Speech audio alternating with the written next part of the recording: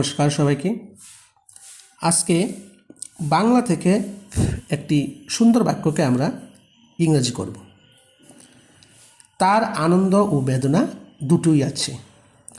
তাহলে এই বাক্যটাতে আমরা কোনো নাবোধক কিছু পাই না, সুতরাং এই বাক্যটা হবে এফার্মেটিভ সেন্টেন্স, মানে হা বোধক বাক্য।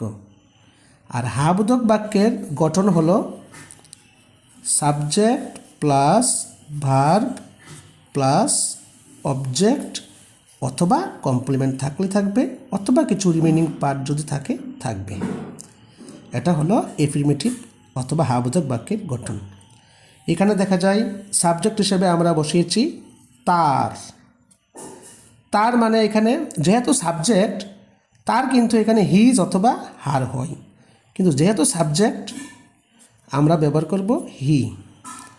হি মানে এখানে সাবজেক্টিভ কেস, সাবজেক্ট হিসেবে ব্যবহার হয়।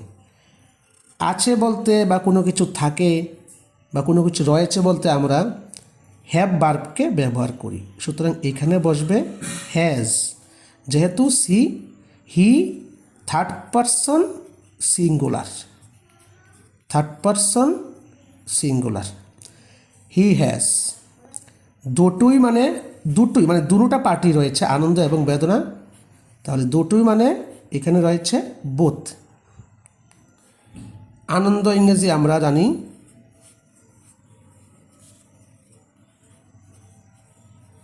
Pleasures, he has both pleasures.